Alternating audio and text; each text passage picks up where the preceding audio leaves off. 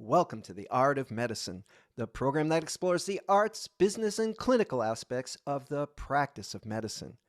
I'm your host, Dr. Andrew Wilner. Well, a couple of weeks ago, we talked about one of medicine's nitty gritty subjects, malpractice. And today, we're going to tackle another one, disability. I've seen that there are patients who are disabled and they get disability, and I have many in my practice who have epilepsy. And then there are patients who have disability but don't seem to be able to get any compensation. And then there seem to be patients who don't have any disability at all, and yet they are on disability. And so I have a special guest here today, Spencer Bishins, who has enormous experience with this as an attorney and as an employee of the Social Security Administration. So he knows of what he speaks. But before we get started, I'd like to thank our sponsor, locumstory.com. If you're considering locum tenens, either full-time or on the side, you probably have a question or two, or 20. Fortunately, locumstory.com has the answers you need. It's packed with unbiased information and advice from physicians. Locumstory.com has nothing to sell. It's simply an information source. You'll find super handy tools that let you see locum tenens trends for your specialty and compare different locums agencies. There's even a quiz to help you decide if locums is right for you. Locumstory.com is the perfect place to start if you want to learn more about locums. That's locumstory.com. And now, without further ado, I'd like to introduce my guest, Spencer Bishins. Spencer, welcome to the program. Thank you for having me. It's great to be with you.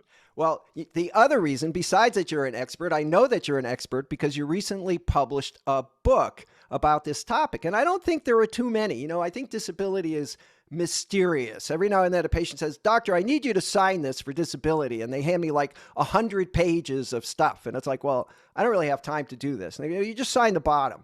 And it's just a mystery to me. I don't really know I want to help my patient, but I don't really know what I'm supposed to do. And patient really never knows what they're supposed to do. And it just seems to be something spiraling into some black hole of, government, like calling the IRS. Yes, you'll be on hold for the next 4 days and then we'll get back to you, that kind of thing. So if you can bring some clarity to this situation, that would be great. Now, tell us again your background, please. Sure. I started with the Social Security Administration a couple years after finishing law school. So I started in 2010. And for the first 4 years, I worked in appeals. So those were disability decisions that had already been written. And I worked in the division that would review them to see if the decision was made correctly, if it was supported by the evidence.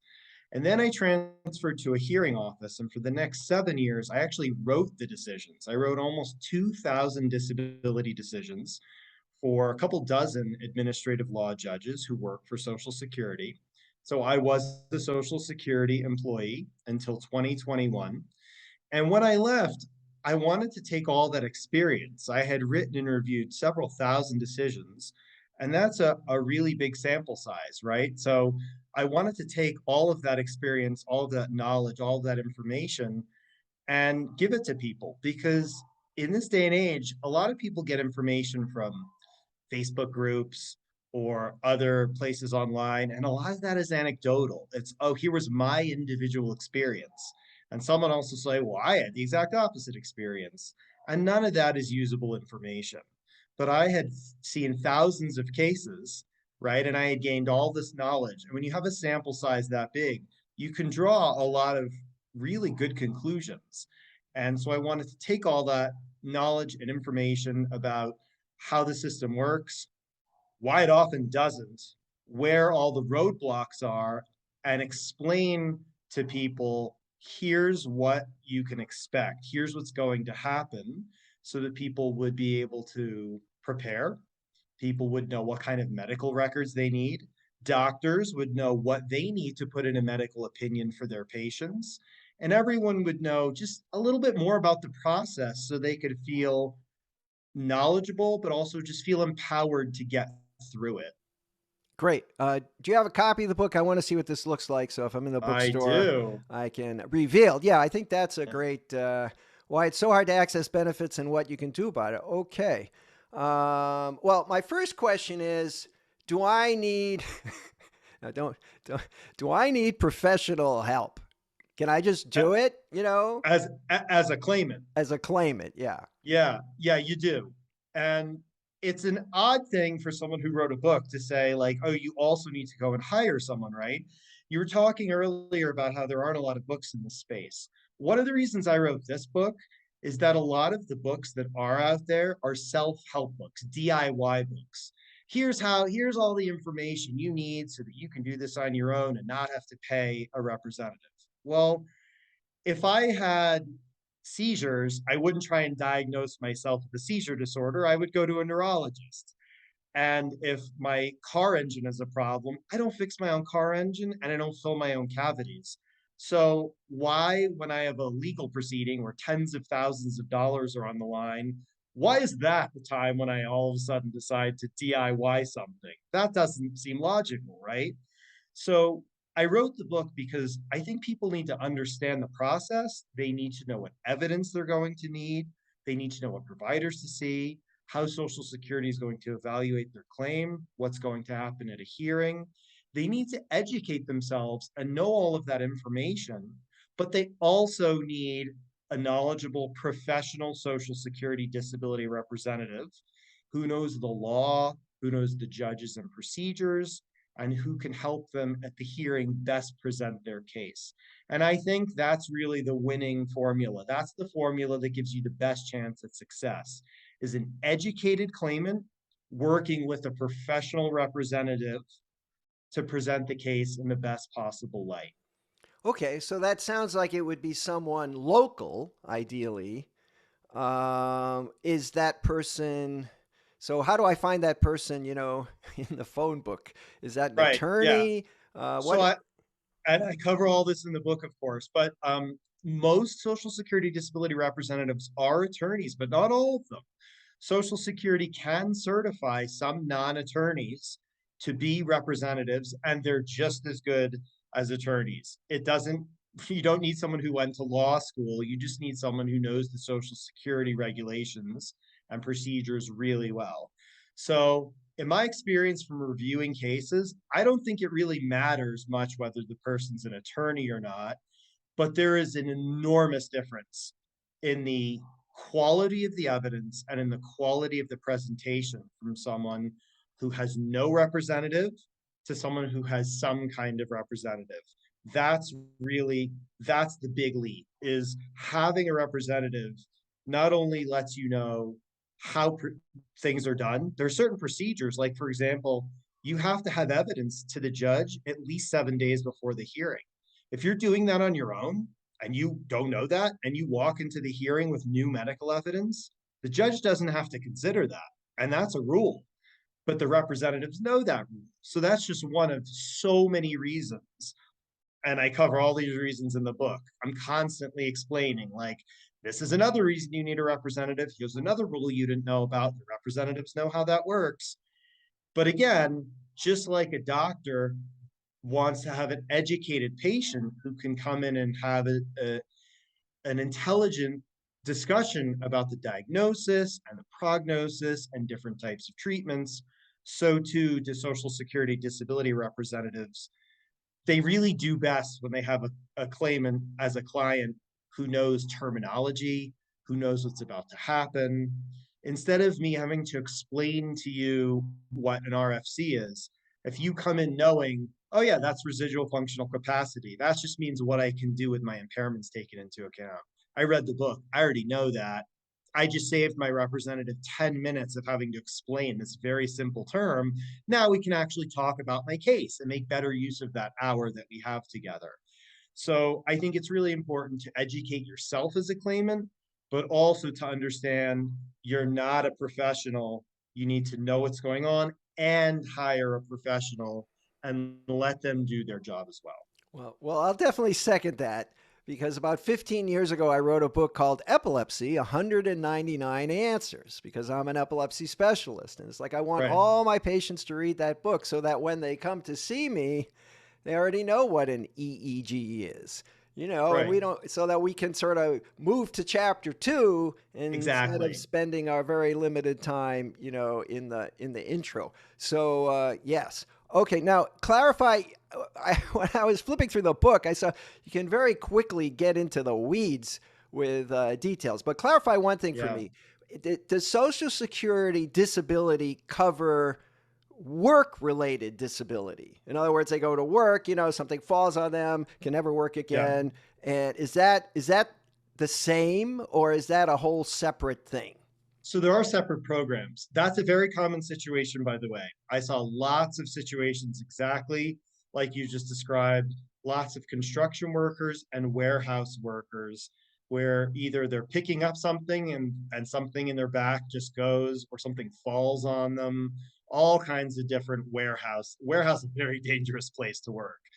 But there are different programs. There's workers' comp, there's unemployment, there might be private disability insurance companies, and a company might buy a private disability plan for their workers.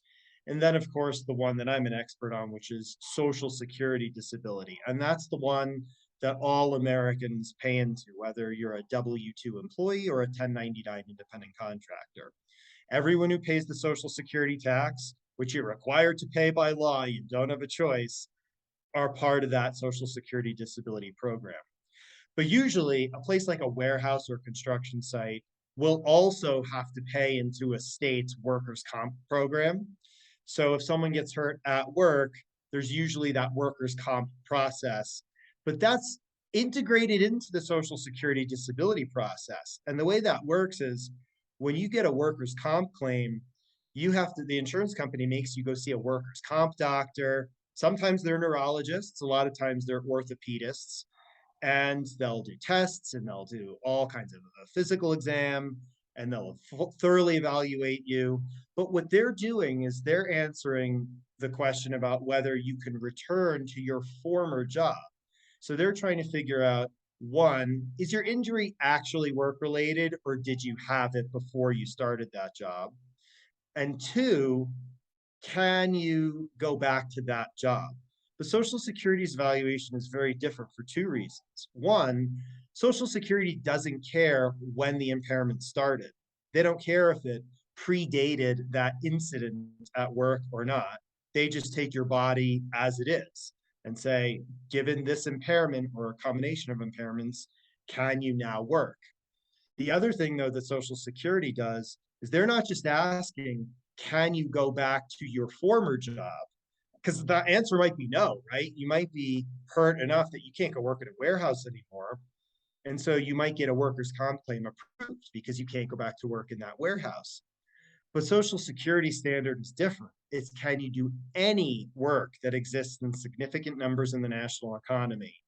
And that is, of course, a much more broad definition because now you're including jobs like cashier or even sedentary jobs like, and this is a real one, eyeglasses repairer, where your job is to screw those little screws into eyeglasses in a sitting position, very low level of physical stress, right? So because Social Security asks different questions, it's it's for a different purpose and you get a different result. The same thing, by the way, happens with veterans because the VA only asks about whether you can go back to military service. Are you fit for military duty? Well, you may be unfit for military duty, but you could still be a cashier. So a lot of times people could get approved for something like VA benefits or workers' comp, and then they're denied Social Security disability and they don't understand why. And I talk about this in the book, of course. It's because the legal definition of disability is different for Social Security than for these other programs. Well, that is very helpful. That made my day. It cleared some of the air. Now, there are many medical professionals that are in the audience. So Yeah. tell us, what kind of note do I write Or how do I fill out these forms that's going to help my patient who really does have a disability? Yeah, I'm guessing this is something that they probably don't cover in medical school or in like continuing education. And I don't know why, because someone like me, I got a lot of medical training, even though I'm a lawyer, because I have to understand medical records, right? I have to know if someone says I can't work because of a seizure disorder or epilepsy, I have to know how to read neurological medical records in order to know what to look for. And somehow I don't understand, but it seems like from my experience across the board, doctors aren't really getting the legal training they need as Not one far as, minute, I'll say. Not 1 minute. I have pretty extensive training, and I can tell you, yeah, not 1 minute. and doctors probably get a lot of people coming to them saying, I can't work anymore. I want to apply for disability.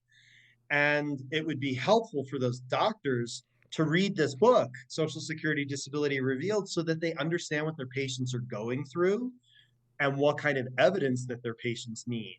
And specifically with regard to medical opinions, oftentimes what I'll see, or when I work for Social Security, what I would see is something like, my patient is disabled and can't work. My patient can't work anymore and needs disability benefits, something like that. But that's almost completely useless to the Social Security Administration. And the reason is the word disabled, as we just talked about a minute ago, is a legal term with a very specific definition. And there's only one person who gets to be the adjudicator of what is disabled, and that's the Social Security disability judge. They decide is a person disabled. So if a doctor says my patient's disabled, no, now you're a doctor giving a legal opinion, and the judges don't like that. Hmm. They want the doctors to give medical opinions. And they really value medical opinions. They're really important. But there's two things that a medical opinion has to have. The first is specific functional limitations. So, as a neurologist, what I would be looking for if I had a patient claiming seizure disorder and a doctor giving a medical opinion, I would want to see what are the underlying neurology records. So, I know there's like a limited amount of tests that neurologists can do, especially if someone's having seizures at home. Maybe it wasn't even witnessed. I do know there's a device someone can wear, and I've seen records where someone's wearing that, but in like that 3 day period, they almost never have a seizure. It's true. So it's really hard, right? And we know it's hard from the doctor's perspective because sometimes there is just no underlying objective evidence. But that's the first thing that a medical opinion needs, is some kind of objective support, so that when we see the opinion, the specific limitations, we know why those limitations are there. And the other thing, so those are the two things. The first is be really specific. So I'll give you an example. My patient cannot use his hands to write or type or do anything requiring fine manipulation for more than 15 minutes at a time for more than 2 hours per day. That's really specific. And I know it takes a lot of time, and doctors' time is really valuable. But that's a really specific opinion, and it tells the judge exactly what that person can and cannot do. Then I would want to see what's backing that up. Show me what test was done to support that limitation. And if a judge sees a specific limitation like that and objective evidence to back it up, it's a near certainty that that limitation is going to be put in the decision. And that, of course, is going to really restrict the number of jobs that person can do and make it more likely that that person is found disabled. But again, I realize that that's sometimes hard with specialties like neurology. But even with a specialty like orthopedics, where you might have an MRI, MRIs can be interpreted in all kinds of different ways. If I see moderate degree of disc degeneration in the lumbar spine, I mean, I've written decisions where a moderate degree of disc degeneration had the person standing and walking 8 hours a day and they weren't disabled, all the way down to that person's in so much pain that they are disabled, and the medical records were nearly identical. And that's where the doctor's expertise comes in. Show me the objective study, tell me what those limitations are, tell me why what I'm seeing in this MRI report means what you say it means. And that's really the winning formula for a medical opinion, having good underlying evidence and really specific functional limitations. Okay, I think that's really helpful. I want to touch on maybe a delicate topic, and that Yeah. is I think a lot of physicians, including me, have the perception that there are people on disability who don't really need it. And I'll give you an example. I remember once I was watching one of these Wild World of Sports type shows on television. They had this young guy who was like skiing down Mount Everest and doing, Hmm. triple backflips. And he comes down to the bottom. And of course, they interview him. They say, well, how do you have enough, time and support to train to be such a spectacular, skier? And the guy goes, well, I'm on disability. And I was Hmm. like, he's on disability. And so the reporter actually followed up, sir, what's your disability? And he goes, well, I work construction, and you can see I lost the tip of my fifth finger in an accident. And, Hmm. that's unfortunate, but it didn't prevent him from becoming a world class skier, which does require a lot of, attention skills and physical skills. And yet somehow he qualified for disability. Now, I don't know if that was workman's comp or, how he did it, Right. but it seems to happen. So tell us, first of all, is the perception accurate? Are there a lot of people out there who don't deserve disability who actually have it? And if so, how did that happen? Yeah, there's so much to unpack here. First thing I want to say is, from my experience, any injury to a finger, including amputation, if it's one finger, would not satisfy Social Security's definition of disability because there's a listing that says it has to involve both hands. Literally, if you lost an entire arm, that might not satisfy Social Security's definition because you can do jobs involving standing and walking. All right. So the moral So, here is hang on to your body parts, please. Okay. All so, right. um, but the other thing I want to say is Social Security is has a really robust system for reviewing medical evidence. And I talk about in the book how fraud, waste, and abuse is a term that gets thrown around by politicians and that we hear about, but it's not a real thing as far as Social Security goes. It's just not possible for a claimant to con their way into Social Security disability benefits. Plenty of people have really good evidence and slip through the cracks and get denied, but you can't slip through the cracks and get approved because you have to have really good evidence showing functional limitations and underlying objective support that you can't do any job in the national economy for a full 12 months. And there's just so many requirements that no one's being accidentally approved. Yeah, of course there's stories about people like trying to con the agency, but there's so many different points along the way where those people get caught to the point where I would almost never see those claims at the hearing level because if that was happening, they got caught so much earlier in the process. So every single claim I saw at the hearing level, including all the unfavorable decisions that I wrote, all the denials of benefits that I wrote, had good medical records, had medical evidence, ER visits, primary care visits, specialists, tests. Just because someone is denied disability benefits, it doesn't mean they don't have medical impairments. It just means they didn't meet that strict definition of disability. But there's one other thing I want to say because it sometimes can be really hard for people who don't have impairments or who have medical conditions, but they don't impact their ability to work necessarily, to understand that there's so many different ways a person can be impacted at work. And I'll give you an example of the type of case I saw a lot in Social Security. Let's say you have a veteran in their 30s who served overseas, maybe Iraq or Afghanistan, and they come back, and these are some of the fittest people on the planet physically, but a lot of times they can't even leave their homes. They can't go to a grocery store. And they'll say something like, I can't be around any other humans because I'm constantly afraid I'm going to get shot. So, like, how am I ever supposed to go to work and focus and concentrate and have a boss and do it for 40 hours a week.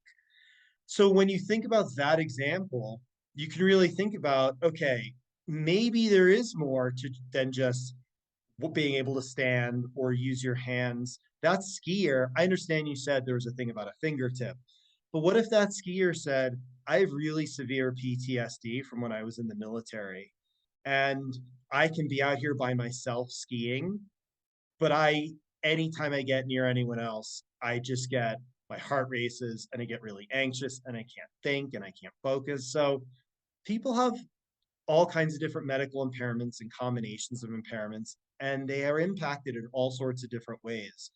And so just because someone doesn't appear disabled or look disabled to you or to someone else, that doesn't mean there's not either a mental health disorder or a non-visible physical disability like connective tissue disorder or fibromyalgia or possibly even a seizure disorder that's impacting them from being able to do a full-time work schedule on an ongoing basis. Very helpful, very helpful. Now, before we wrap up, I wanted to ask one more question. And you mentioned earlier that you worked with appeals.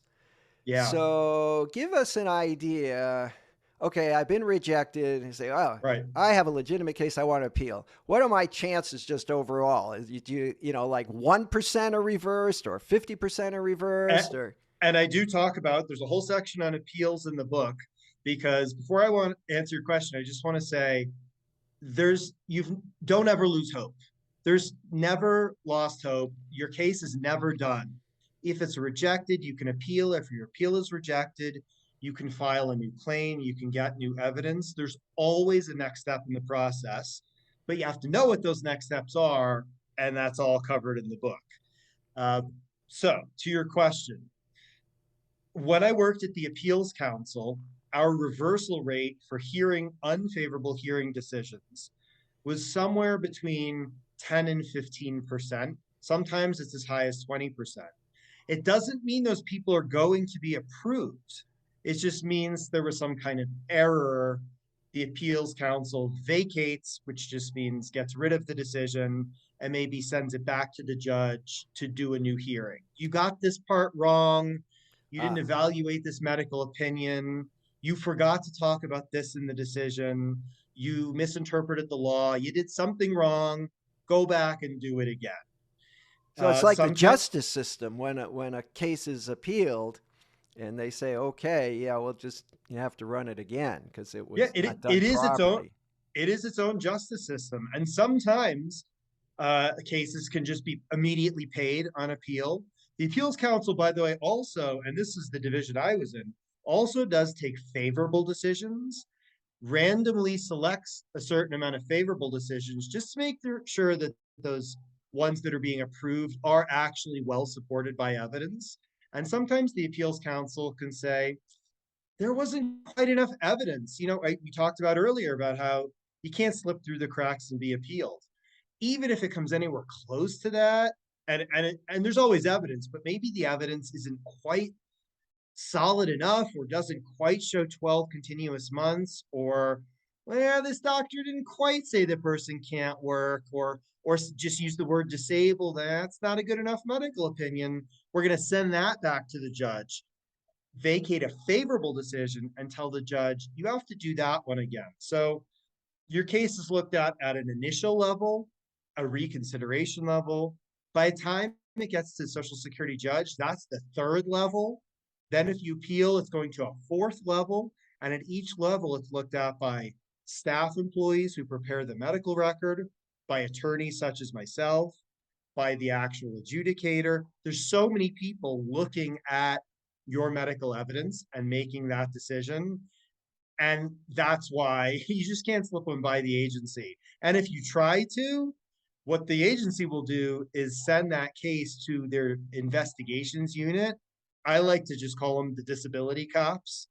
And that's a federal law enforcement agency that will basically go conduct surveillance on you to see if you're lying, and if you're saying you can do things, you can't do things, and then you're doing them. Like, oh, I can't lift 10 pounds, and then they catch you carrying grocery bags outside of the grocery store.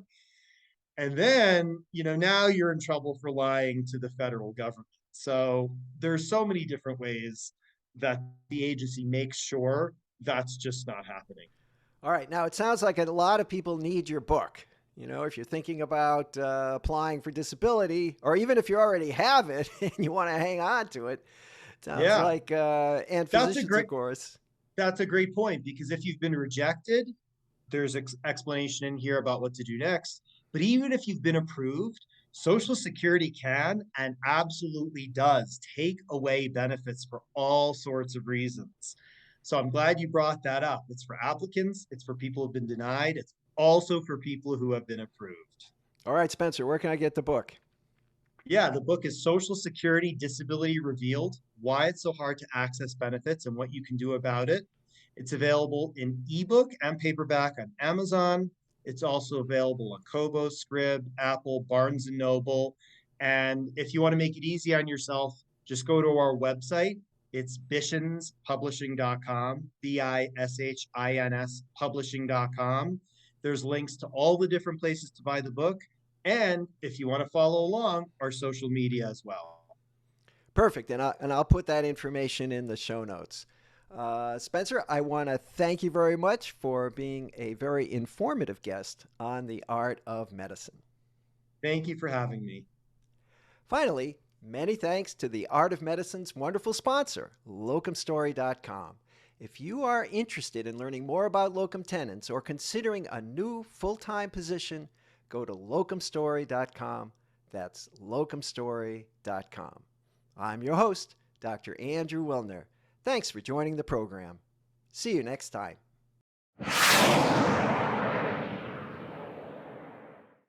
This program is hosted, edited, and produced by Andrew Wilner, MD, FACP, FAAN. Guests receive no financial compensation for their appearance on the art of medicine. Andrew Wilner, MD, is Associate Professor of Neurology at the University of Tennessee Health Science Center, Memphis, Tennessee. Views, thoughts, and opinions expressed on this program belong solely to Dr. Wilner and his guests, and not necessarily to their employers, organizations, or other group or individual. While this program intends to be informative, it is meant for entertainment purposes only. The Art of Medicine does not offer professional financial, legal, or medical advice. Dr. Wilner and his guests assume no responsibility or liability for any damages, financial or otherwise, that arise in connection with consuming this program's content. Thanks for watching. For more episodes of The Art of Medicine, please subscribe. www.andrewwilner.com